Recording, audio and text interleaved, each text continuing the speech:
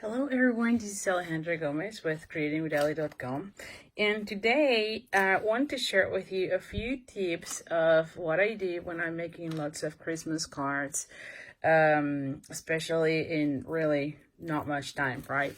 So anyway, the first thing I want to share with you is I try to pick a design series paper that can go really well with lots of designs. So in this case, like you've been seeing on my last few videos, I've been focusing on the toilet tidings, because I feel like it's so easy to put cards together. You can see everything gets covered. I don't have to be doing a lot of stamping, as you can see, just the sentiment and be done with it. And I can mix and match the different papers on the collection. So it makes it so easy because you're not really thinking about it. The second thing that I like is just choose an easy layout. You can see here, this one only has a few pieces, right? Just a sentiment, 2 pieces of design series paper, and a bow. Not much going on with this. The same thing is true with this one. And you can see it here, few pieces, 1 sentiment punching out, a bow, and that's it. So that makes it very easy. Same here, 2 pieces here of this series paper, just some die cuts for your sentiment, a bow, and that's it. So I tried to go very simple with those. They all look gorgeous, but it just makes the process really quick. The other thing that I try to do is I try to come up with like different designs. I myself get bored doing, I don't know, 50 of the same card. So I try to break it down into different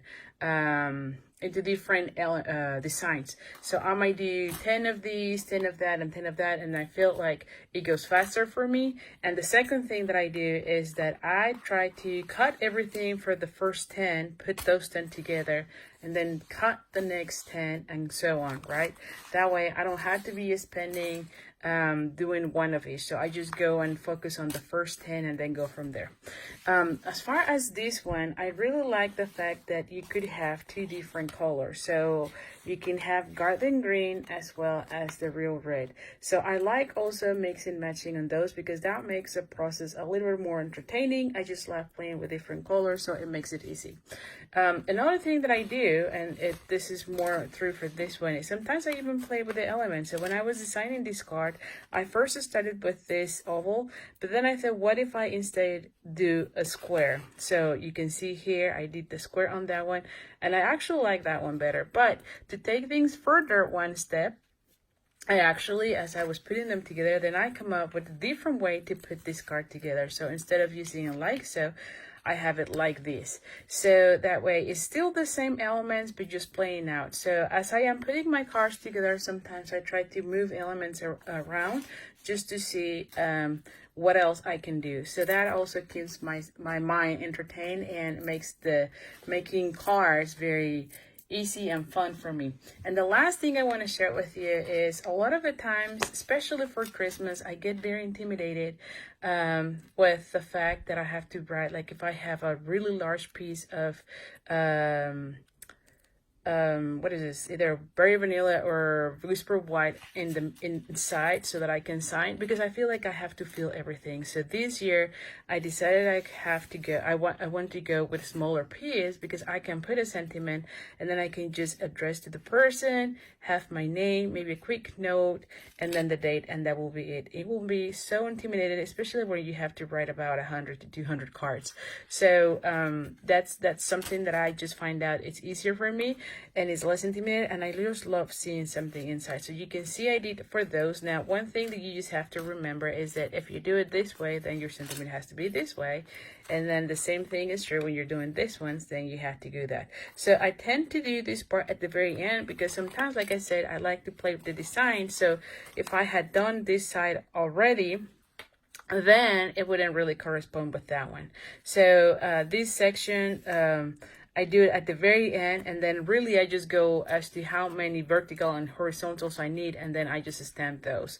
But like I say, this piece of paper, it's only 2 3/4 by 3 3/4, and it makes it so easy. So I'll show you another example of those. This is the same I did for this one, so you can see here. So same is true. Instead of doing a big square, or rectangle, I should say, I only did a small one, so 2 3/4 by 3 3/4, stamp a sentiment there, and I just can put a little note on my name as well as the person that I am addressing this to.